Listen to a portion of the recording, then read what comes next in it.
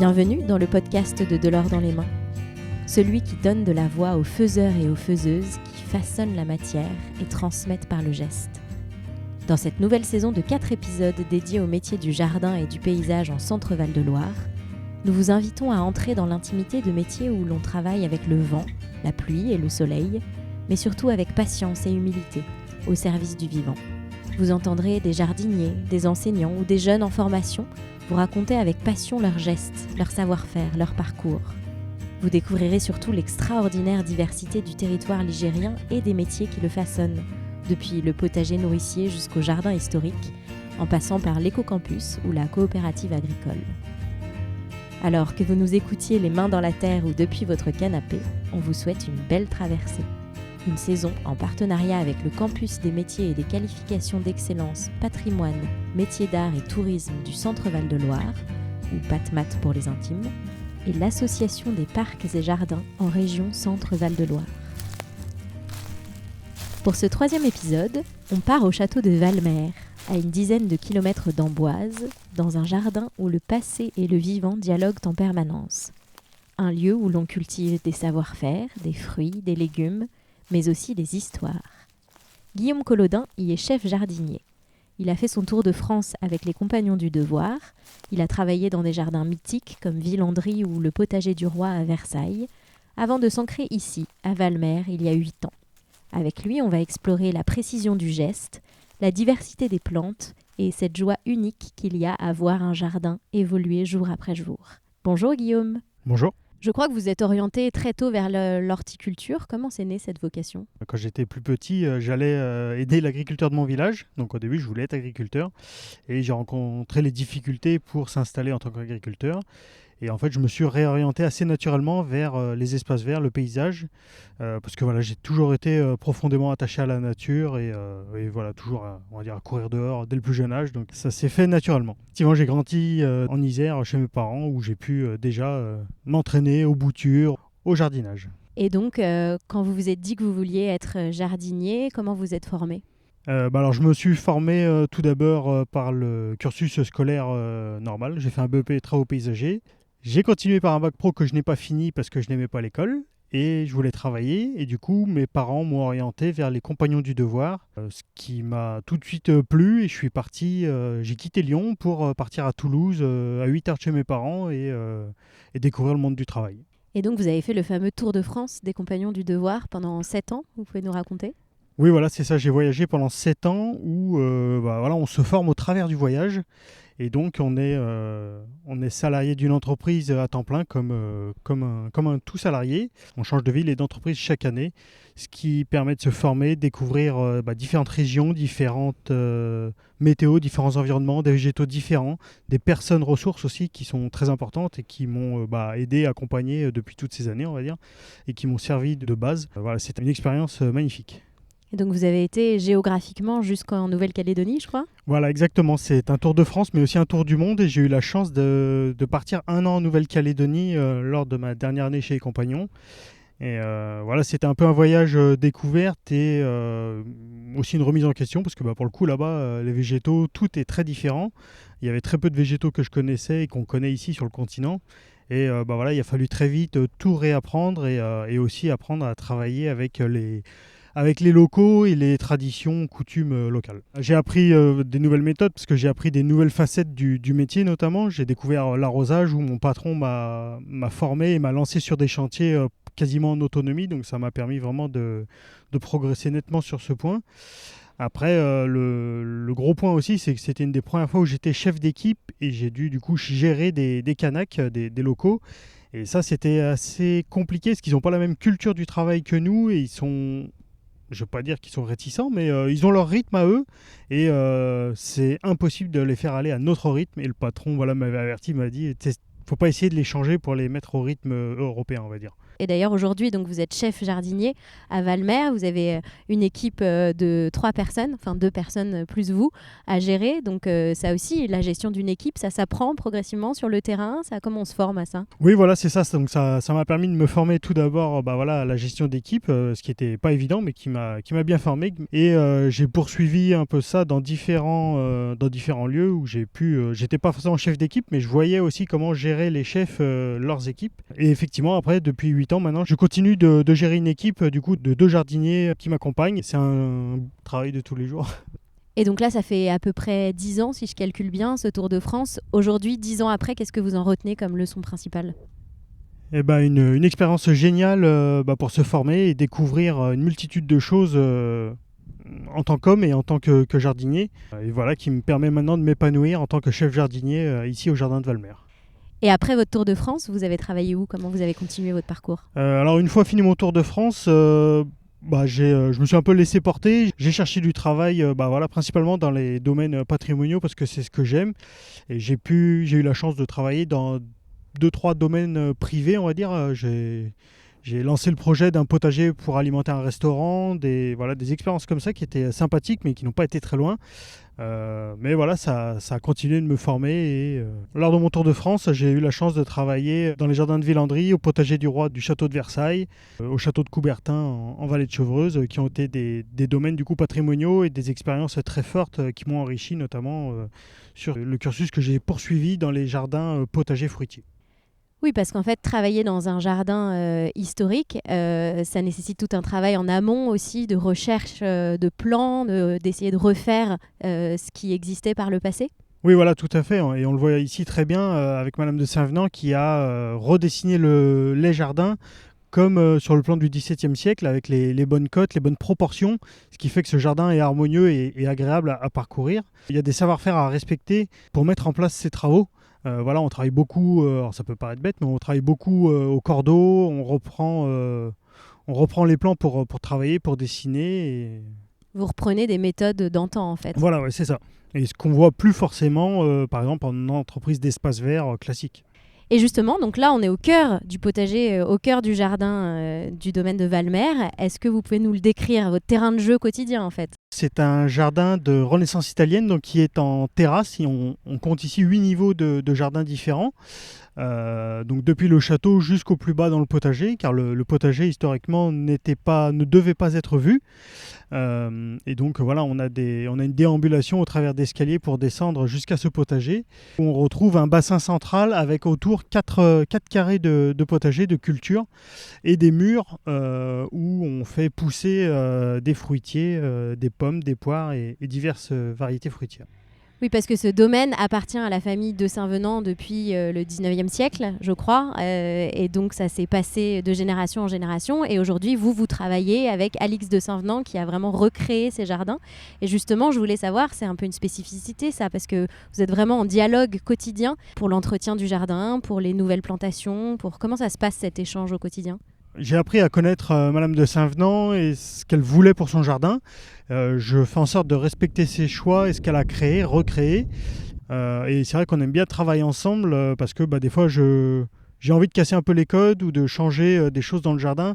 Et des fois, elle dit « Ah ouais, c'est chouette, j'y aurais pas pensé. » Et du coup, on travaille ensemble. Elle aime bien travailler l'ancien, j'aime bien travailler le nouveau, tout en conservant l'ancien. Et c'est vrai qu'on en fait un bon binôme là-dessus. Et quand on parle de potager conservatoire, concrètement, ça veut dire quoi? Alors, potager conservatoire, ça consiste à conserver les graines de son potager. Et c'est ce qu'on fait, nous sommes potager conservatoire. Et du coup, lors de la saison de culture, on récolte effectivement les graines. Donc voilà, donc dans les plantes haut de gamme, on retrouve notamment les aubergines, les tomates, les physalis et bien d'autres. Et petit à petit, au fur et à mesure des années et des cultures diverses, ça permet de créer, de conserver une grainothèque, donc une bibliothèque de graines, et d'avoir une diversité de variétés assez extraordinaire. Et il y a aussi cette vocation un peu de conservatoire avec les plants de vigne que vous avez plantés qui représentent tous les AOC de la région. Oui, c'est ça. On a une collection ampélographique qui est une plantation de vignes. Ce sont les différents cépages classés en AOC dans la région Centre-Val de Loire.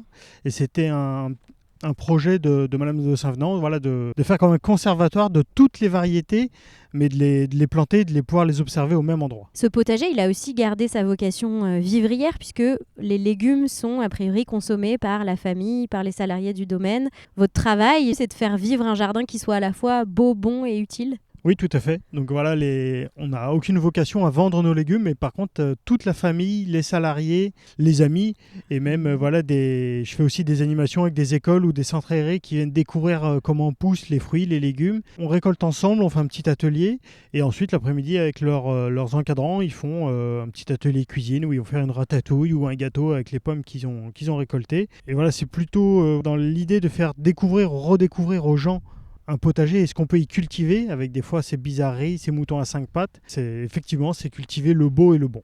Comment ça se passe concrètement une journée dans le jardin en tant que chef jardinier à Valmer? Comment vous structurez vos journées? Je sais qu'il n'y a pas de journée type a priori, mais racontez-nous un exemple de journée de travail ici.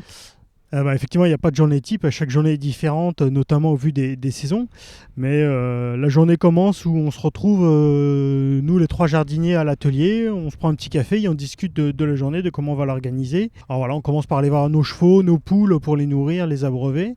Et ensuite, on se dirige sur nos différents chantiers qu'on peut faire soit tous les 3 ensemble, soit en équipe ou tout seul, ça peut arriver également.